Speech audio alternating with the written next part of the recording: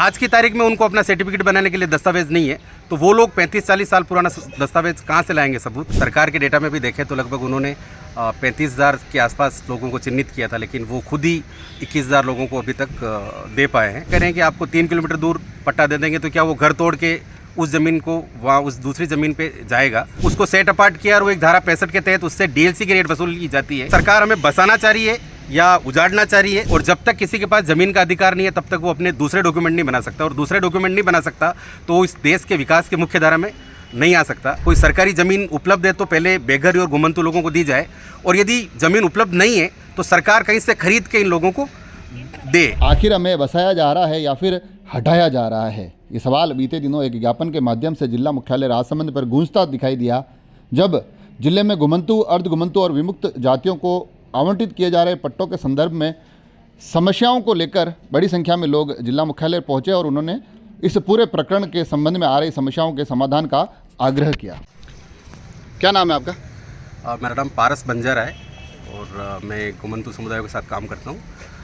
ये सरकार ने जो अभियान शुरू किया था घुमंतू, अर्ध घुमंतू और विमुक्त जातियों को पट्टा आवंटन करने का, तो एक बहुत बड़ा अभियान था। उसके लिए तो सरकार को हम बधाई देते हैं कि उन्होंने बहुत ही अतिवंचित लोगों को के बारे में सोचा, और 2 अक्टूबर को लगभग पूरे राजस्थान में 21,000 पट्टे उन्होंने आवंटित किए। लेकिन इनमें से बहुत सारे लोग अभी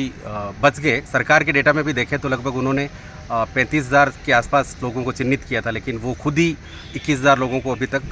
दे पाए हैं, तो उनमें से भी वंचित है। लेकिन आप यदि ऑल ओवर राजस्थान के परिप्रेक्ष्य में भी देखें और राजस्थान के राजसमंद के परिप्रेक्ष्य में भी देखें तो कई गांव ऐसे छूट रहे हैं, और उसका रीज़न है क्योंकि जो इस कैटेगरी के लोग थे, जो घुमंतू लोग थे, वो घूमते फिरते रहे, जहाँ उनको सरकारी ज़मीन दिखी वहाँ बैठ गए। अब चांद से वो ज़मीन जो है वो चारागाह की ज़मीन निकल गई,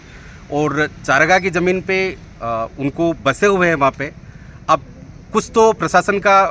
एक तरह से तरीका उन्होंने निकाला कि जहाँ पे बिला नाम ज़मीन है, सरकारी ज़मीन है, वहाँ इनको अलॉट कर दे। लेकिन जो लोग 20, 30, 50 साल से अपना पक्का मकान बना के, कच्चा मकान बना के वहाँ निवास कर रहा है, उस ज़मीन का उसको पट्टा नहीं देके वो कह रहे हैं कि आपको 3 किलोमीटर दूर पट्टा दे देंगे, तो क्या वो घर तोड़ के उस ज़मीन को वहाँ उस दूसरी ज़मीन पे जाएगा? तो वो उसके लिए संभव नहीं है। वो एक तरह से उसके लिए और नुकसानदायक है, क्योंकि सरकार एक तरफ तो उनको बसाने की बात कर रही है और ये तो एक तरह से उजाड़ने का अभियान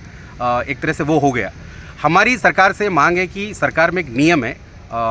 इसमें चारागाह की ज़मीन का, कि वो 1986 से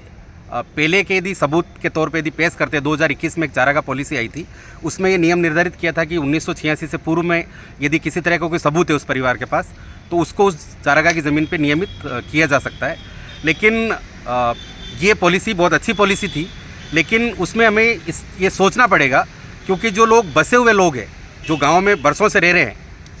वो लोग तो 100 साल का सबूत भी दे देंगे। लेकिन जो घुमंतू लोग हैं, बंजारे हैं, कालबेलिया है, रेबारी है, आपके बागरिया है, ये लोग आज की तारीख में उनको अपना सर्टिफिकेट बनाने के लिए दस्तावेज नहीं है, तो वो लोग 35-40 साल पुराना दस्तावेज कहाँ से लाएंगे सबूत। तो हमारा ये एक मांग है कि उस पॉलिसी में एक रियायत दी जाए कि वो बाकी लोगों से आप 40-50 साल का भी सबूत मांगे तो चलेगा, लेकिन घुमंतू समुदाय से वो सबूत 5 साल का मांगा जाए, ताकि इन लोगों को उसमें शिथिलता दे, ताकि ये लोग 5 साल का सबूत पेश करें और उसमें ये लोग अपना पट्टा एक तरह से ले सके। तो वो एक हमारी बड़ी सरकार से मांग है। दूसरी हमारी मांग है कि एक तरह से बहुत मुश्किल के दौर में ये लोग हैं, लगभग पूरे राजस्थान में देखो तो 4 लाख 5 लाख से ज़्यादा परिवार ये है, और उसमें से बहुत गिने चुने लोगों के पास एक ज़मीन का अधिकार मिलता है, और जब तक किसी के पास ज़मीन का अधिकार नहीं है तब तक वो अपने दूसरे डॉक्यूमेंट नहीं बना सकता, और दूसरे डॉक्यूमेंट नहीं बना सकता तो इस देश के विकास की मुख्य धारा में नहीं आ सकता। तो हम ये चाहते हैं कि एक पीढ़ी तो ये है जिसको बहुत मुश्किल से अभी पट्टा मिलने की एक पैरवी हो रही है, लेकिन अब 10 साल बाद एक नई पीढ़ी और तैयार हो जाएगी, उनको सरकार कहाँ से पट्टा देगी। तो हम ये भी सरकार से मांग कर रहे हैं कि इस देश में 5 राज्यों ने एक ऐसा पॉलिसी ला रखी है, ऐसे कानून बने हुए हैं, वो पश्चिम बंगाल में है, उड़ीसा में है, तमिलनाडु में है, आंध्रा में है। उन राज्यों में एक होम स्टेट एक्ट है, जिसमें कहा गया है कि यदि कोई सरकारी ज़मीन उपलब्ध है तो पहले बेघर और घुमंतू लोगों को दी जाए, और यदि ज़मीन उपलब्ध नहीं है तो सरकार कहीं से खरीद के इन लोगों को दे। तो हम चाहते हैं कि सरकार से हम मांग कर रहे हैं कि सरकार ऐसा एक राजस्थान होम स्टेट एक्ट बनाए, ताकि ऐसे बेघर लोग जो लाखों की संख्या में है, उन लोगों को बसाया जा सके, और वो लोग जब बसेंगे तो उनको मकान भी मिलेगा, एक छत मिलेगी, और एक इज़्ज़त और गरिमा की ज़िंदगी वो लोग जी पाएंगे। आज हम कलेक्टर साहब से मिलने आए हैं क्योंकि बहुत सारे ऐसे मुद्दे हैं इस पूरे राजसमंद ज़िले में जहाँ पे चारागाह के इश्यूज़ आ रहे हैं। कहीं जैसे राज्यवास एक पंचायत है, वहाँ पे जानबूझ के उस ज़मीन को सेट अपार्ट घोषित कर दिया, और जहाँ पे लोग 50 साल से बसे हुए हैं बंजारों के परिवार, उसको सेट अपार्ट किया और वो एक धारा 65 के तहत उससे डीएलसी की रेट वसूल की जाती है। तो ऐसे गरीब लोग कहाँ से डीएलसी की रेट देंगे, इतनी हाई रेट। तो हम ये चाहते हैं कि उसको सामान्य आबादी विस्तार करें ताकि उसको 158 के तहत निःशुल्क पट्टे जारी हो सके।